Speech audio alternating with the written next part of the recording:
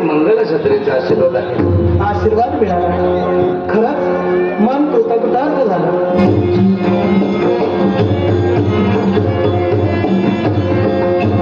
यावेळी माझ्या इच्छेची पूर्तता आम्ही करून आलो. इच्छेची पूर्तता प्रभू रामचंद्रानं आम्हाला शब्द देखील दिला आणि आमचं वचन पूर्णत्वाला झालं. आता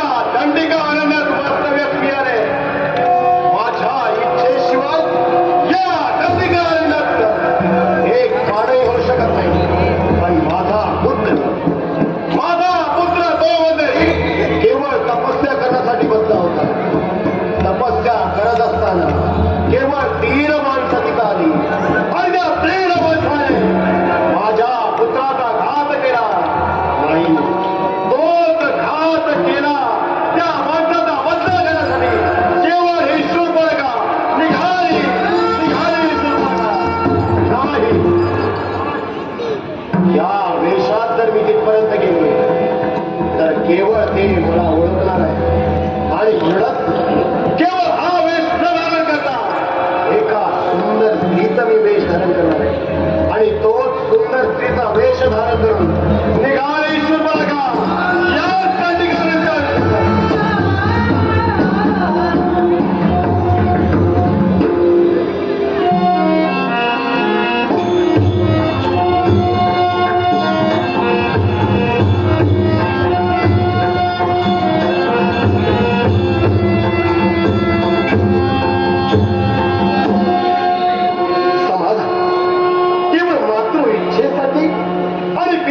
यासाठी या दंडिका अरण्य केवळ प्रभू रामचंद्रासहित आणि माता सीतासहित या वास्तव्यात आम्ही आलो या समोर दिसणाऱ्या पर्णकुटीत आम्ही राहतो प्रभू रामचंद्राच्या आज्ञेनं केवळ कंदमुळे गोळा करण्यासाठी आम्ही इथपर्यंत आलो आणि म्हणूनच त्या गोष्टीला विलंब न करता केवळ कंदमुळे गोळा करण्यासाठी आम्ही तत्पर होतो आणि म्हणूनच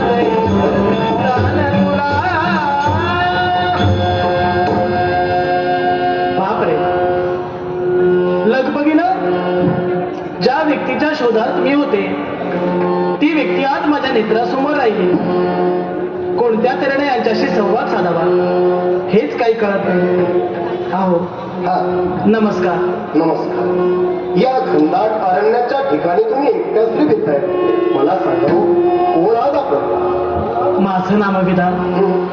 माझं नामविधान मोहिनी मोहिनी हा मग या घनदाट अरण्याच्या ठिकाणी तुम्ही एकटे का म्हणून देताय याला कारण आहे हो.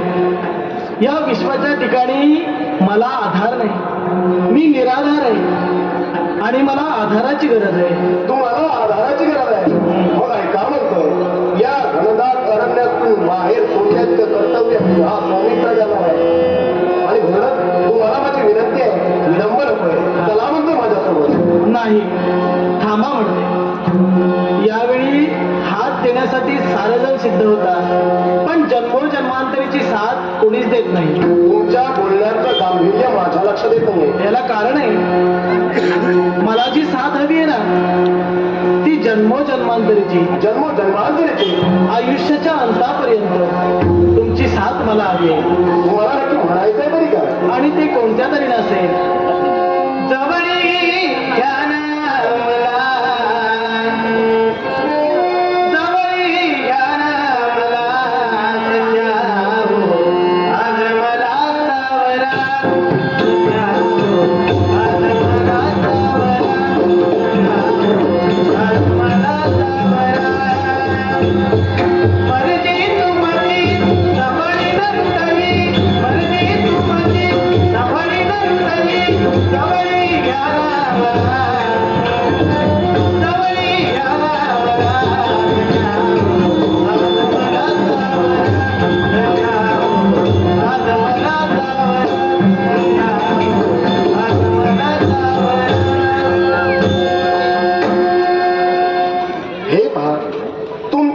मला प्रामाणिक आहे मी नाही म्हणत नाही पण माझ्या प्रभू रामचंद्राच्या आदेशाने आजपर्यंत कुठलीही गोष्ट केली आणि म्हणून तुम्हाला माझी विनंती आहे समोर दिसणारी ती पर्णकुटी लवकरात लवकर त्या पर्णकुटीपर्यंत जा आणि माझ्या प्रभू रामचंद्राची भेट घ्या त्यांनी जर आज्ञा दिली तर खरोखरच तुमच्याशी विवाह करण्यासाठी मी तत्पर होईल जशी तुमची इच्छा त्या पर्णकुटीपर्यंत जाईल त्यांच्या इच्छेत परिवर्तन करेल आणि होकार घेऊनच येईल होकार घेऊन विलंब लवकरात लवकर जा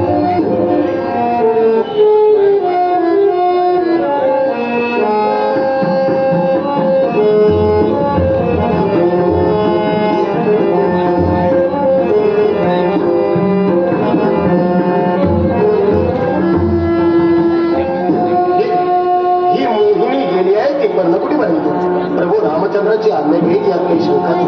आणि म्हणून माझं नित्याचं कर्तव्य कंदमुळे ओळखणं आहे. प्रभू रामचंद्राची आज्ञा आहे आणि तीच कंदमुळे ओळखण्यासाठी निघाला सौमित्र.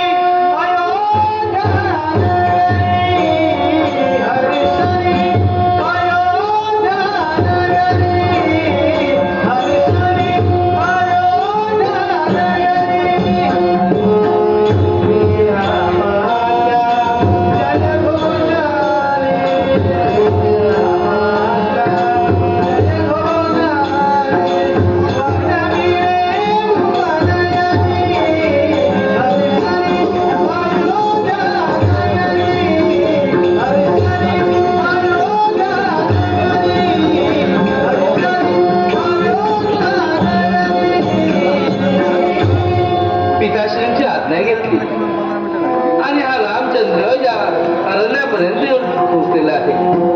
सोबत सीता, जानकी आणि लक्ष्मण या दोघांना घेऊन या पंचवटीमध्ये आम्ही पर्णकुटीचं वास्तव्य केलं. या पर्णकुटीच्या वास्तव्यामध्ये नित्याचं कर्तव्य कोणतं तर सीता जानकी सोबत मी राहावं आणि सौमित्राने जाऊन नियमित नित्य नियमाने कंदमुळारी फळं आणावीत. आपल्या कर्तव्यासाठी सौमित्र केलाय खरा, परंतु आजच्या दिनी हा विलंब झालाय तो कशासाठी असेल. चला या खडकावरती बसून या सौमित्राची 2 क्षण वाट पाहावी हेच माझं कर्तव्य ठरतं.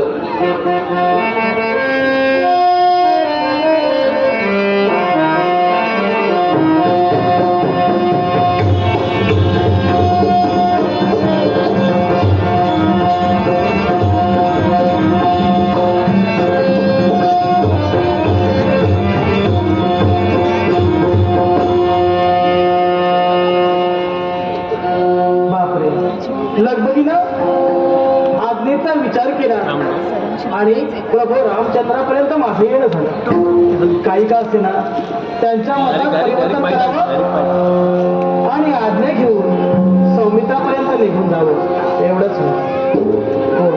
प्रभू रामचंद्र नमस्कार करतो. माते परस्त्री ही माते समान आणि पदस्पर्श करणारी स्त्री ही पवित्र झाली आहे. शुभ आणि मंगल छत्रीचा आशीर्वाद आहे. आशीर्वाद मिळाला खरंच मन कृतकृतार्थ झालं. एवढंच मनात वावरणारी इच्छा जर का पूर्ण झाली असेल ना तर पावन होईल मी. मनातील इच्छा अगं रामाने कधी दुसऱ्या स्त्रीच्या मनातील इच्छा परिपूर्ण केली नाहीस तर कधी होणार नाही. हा सांग तुझ्या मनामध्ये अशी कोणत्या प्रकारची इच्छा आहे. एकच राम भाऊजी तुम्हा बंधू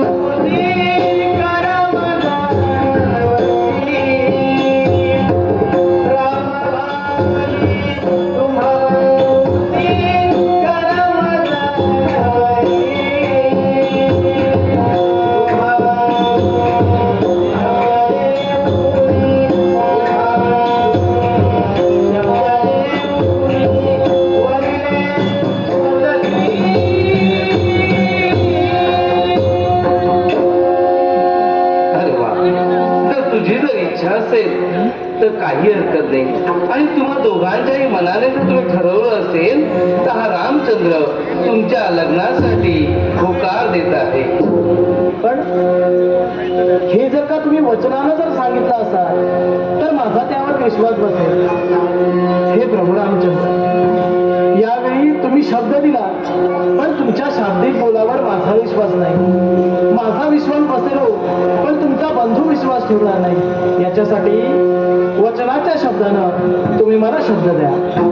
हे माते मी तुला शब्दाने शब्द देऊ शकतो परंतु माते या ठिकाणी माझ्याकडे तुझ्याकडे देण्यासाठी लिखित स्वरूपात कोणतंही साधन नाही. एवढंच ना माझ्याजवळ पर्याय आहे. यावेळी तुम्ही माझ्या पृष्ठभागीवर या कंचुकीवर या पानानं लिहून द्या, जेणेकरून तुमचा बंधू त्यावर विश्वास ठेवेल.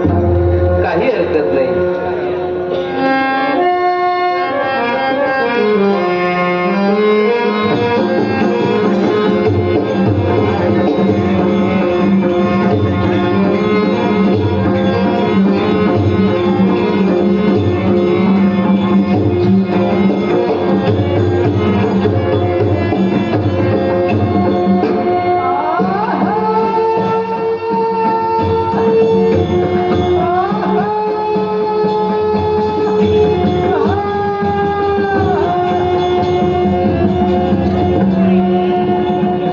केवळ माझं नित्याचं कर्तव्य झालेलं आहे आणि म्हणूनच लवकरात लवकर त्या पडणं कुठेतरी मला जायचं आणि म्हणूनच मी आलो.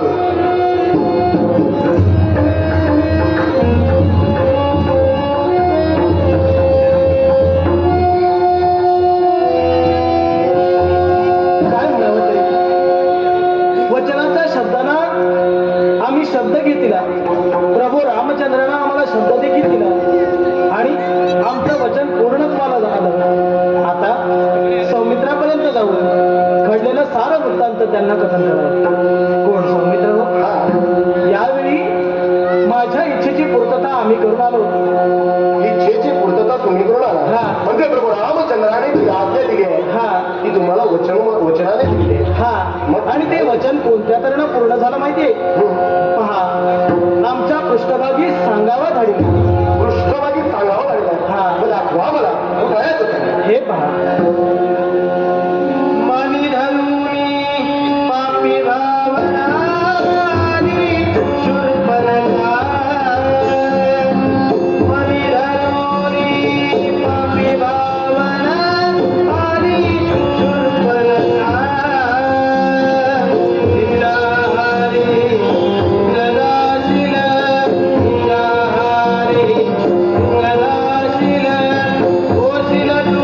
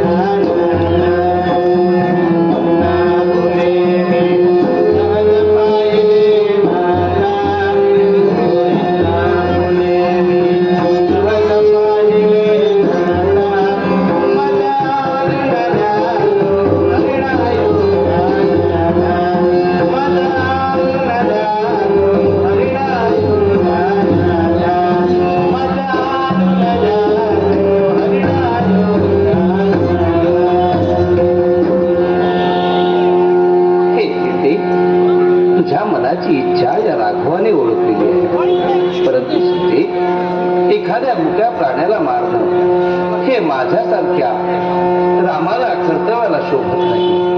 उचित क्षत्रिया असे निघूया, उचित क्षत्रिया असे निघूया, शास्त्र ते बोलणे, शास्त्र ते बोलणे, उगीच घडवणे भ्रमणे, उगीच घडवणे भ्रमणे. हे सीते, तुझ्या मनाची इच्छा पूर्ण करणे हे पतीचं कर्तव्य आहे. परंतु या पर्णकुटीच्या ठिकाणी तुला एकटीला टाकून जाणं या रामाच्या मनालाही पटत नाही.